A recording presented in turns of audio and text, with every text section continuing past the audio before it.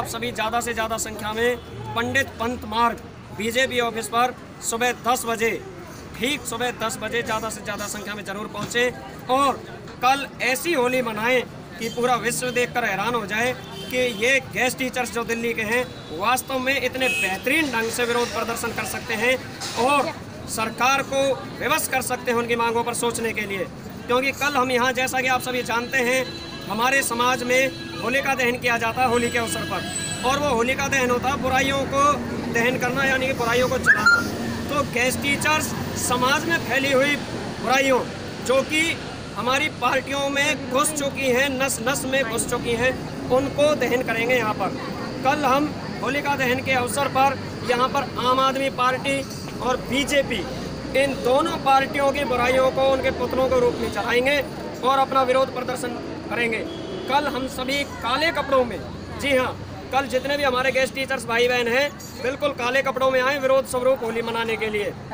होलिका दहन में बीजेपी आम आदमी पार्टी के पुतलों को जलाएंगे, जिससे उनके अंदर की बुराइयां हम गेस्ट टीचर्स की होलिका दहन में जल जाएं और उनको सद्बुद्धि आए। कल आपने देखा, परसों यहाँ पर सद्बुद्धि के लिए हवन यज्ञ भी किया गया था और अब बुराइयों को जलाने के लिए होलिका दहन भी होगा। तो आप सभी ज़्यादा से ज़्यादा संख्या में यहाँ आएँ। होलिका दहन के बाद यहाँ पर रंगों से होली नहीं खेली जाएगी, यहाँ पर खून भरी होली खेली जाएगी। जी हाँ, आपने बिल्कुल ठीक सुना, खून भरी होली। यहाँ पर किसी भी आम नागरिक का या हमारे जो सुरक्षा में लगे पुलिस वाले भाइयों का या नेताओं का खून बिल्कुल नहीं बहाया जाएगा। हम अपना ही खून निकालेंगे और उसी खून से एक दूसरे के गालों पर लगाते हुए होली खेलेंगे।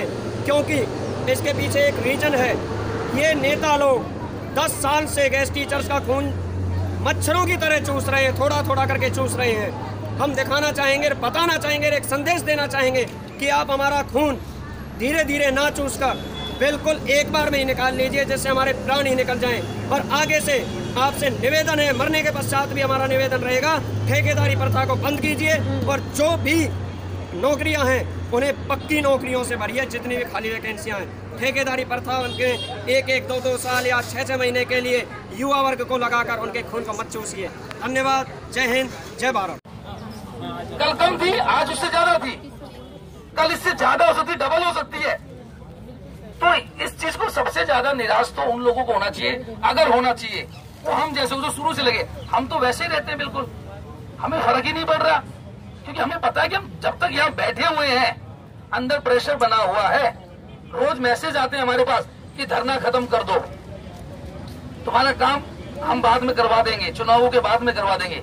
हमने साफ मना कर दिया कि धरने से नहीं हटेंगे, काम करवाना तो आप करवा दीजिए, आपकी वाहवाही कर देंगे, हमें कोई दिक्कत नहीं है, वोट भी दे देंगे, कैंपेनिंग भी कर देंगे आपके लिए, लेकिन हमारी पॉलिसी बनवा दीजिए।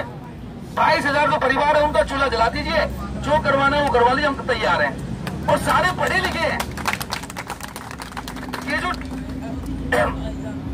टीचर्स हैं ये उनके वॉलंटियर्स की तरह नहीं है अनपढ़ गवार, ये सारे पढ़े लिखे हैं, वो ट्विटर चलाना जानते हैं, फेसबुक चलाना जानते हैं, सोशल मीडिया में जुड़े हुए हैं। हम कितना काम कर सकते हैं उनके लिए ये वो जानते हैं, हमने किया भी है। लेकिन उन्हें ये लगता है कि इनको आपस में ही भिड़ा दो, ये खुद खत्म हो जाएंगे। तो ये हमें समझदार बनना होगा कि कोई कुछ कहे, नेगेटिव मैसेज इतनी जल्दी पता नहीं क्या लगी रहती है, जैसे आए तुरंत उसको फॉरवर्ड कर दो। देखो ये आया, फिर से क्वेश्चन करते हैं ये क्यों भेजा है, अरे यार किसी दूसरे ग्रुप में आया था, मैंने तो पता नहीं सही है या गलत है, मैंने यहाँ भेज दिया। यही तो नहीं करना है। अगर नेगेटिव मैसेज जो भेजता है आप उसको उसी समय डांट दोगे तो वो आगे नहीं होगा फॉरवर्ड। आप उनको मोटिवेट कीजिए कि यार धरना चल रहा है, 19 दिन हो गए, हम नहीं हटे, 29 भी आ जाएगी अभी। उसके बाद फिर 3-4 दिन के लिए आएंगे सारे, और हम तो चाह रहे कि हम अपना वकील खड़ा करेंगे कि या तो हमारे लिए पॉलिसी बना दो या हमेशा के लिए हटा दो। हम नहीं चाहते हैं ये 2-2 महीने चाहते हैं रहने के लिए। हम बात कर रहे हैं वकील से कि हम भी उसमें पार्टी बन जाए, और हमारी एक ही शर्त होगी सिर्फ, या तो काम करवाना है तो 58-60 साल के लिए करवा लो, हम तैयार हैं, नहीं तो 2-2, 4-4 महीने के लिए हमें नहीं लगना, हमें हटा दो, चाहे वो नया हो चाहे पुराना, सबको हटा दो। हम नहीं करना है, आप परमानेंट वैकेंसी निकाल दो, जिनके लिए लगानी है लगाओ, हम लोग काम नहीं करेंगे। ये हम क्लियर कट बोलेंगे उनसे हाई कोर्ट में और सुप्रीम कोर्ट में भी हम डाल देंगे कि भाई हमें ऐसे नहीं करना है। 10 साल तो बर्बाद हो गए, ये 2-3 साल और हमारे लेके फिर कह देंगे हट जाओ, फिर कहाँ जाएंगे। और सबसे ज्यादा मीठा जहर तो जो हमारे नए साथी है उनके लिए हो जाएगा ये, क्योंकि उनको भी आदत हो जाएगी हमारी तरह और फिर वो भी बर्बाद होंगे। हम नहीं चाहेंगे कोई भी हमारा भाई बहन बर्बाद हो, क्योंकि हम हो चुके हैं जो 2010 में लगे थे, 2019 आ चुकी है, अब कहीं किसी लायक नहीं रहे हम। सही बात है। आज मेरी बात हो सकता है तो नए साथी को बुरी लगे, लेकिन इन जो 9 साल में अगर हम वास्तव में हमें पहले निकाल देते तो हम कहीं अच्छा पढ़ के तैयारी करके कहीं दूसरी उसमें लग जाते। आपको देख के बल्कि सोचे हम कहाँ जाएंगे। मैं वही तो कह रहा हूँ ना, और फिर हमारी बुराई करते हैं। अगर पेपर के लिए 1 हफ्ते की छुट्टी मिली, मैम ने फोन करके परेशान कर दिया, मेडिकल से हमें ज्वाइनिंग दी है। कल आपने देखा वहाँ पे क्वेश्चन किया, वहाँ दिखाया जा रहा था बार बार कि 77% टीचर्स फेल हो गए। मुझे बड़ा गुस्सा है उसके ऊपर। जब ब्रेक हुआ बीच में तो मैंने उनसे कहा ये क्वेश्चन मुझसे पूछो आप, मैं इसका जवाब दूंगा। आप टीवी पे चला रहे हो, आप ये क्वेश्चन नहीं पूछ रहे हो, इससे गलत मैसेज आ रहा है। आप ये क्वेश्चन पूछना, जैसे लाइव होंगे आप ये क्वेश्चन पूछना। उन्होंने वो क्वेश्चन मुझसे पूछा, मैंने उनसे बताया कि आप ये क्यों कह रहे हो 77 फेल हो गए, आप ये क्यों नहीं करेंगे 23% पास हो गए। और जो बाकी जो घर बैठे हैं, जो कोचिंग ले रहे हैं 4-4, 5-5 साल से, वो सिर्फ 1% पास हुए, जिनके ऊपर कोई दबाव नहीं था। हम 1 दिन की छुट्टी नहीं कर सकते थे, हमारे ऑर्डर निकले हुए थे कि अगर कोई 2 दिन से ज्यादा छुट्टी करता है तो उसे रिलीव कर दिया जाए। और सर 1-1, 2-2 नंबर से रह गए हैं। नहीं रहना नहीं है तो कोई बात ही नहीं है। अरे भाई हम टोटल 22,000 हैं, हम 22,000 कैसे, वैकेंसियां 9,000 है, 22,000 कैसे लग जाएंगे। पहली बात तो ये।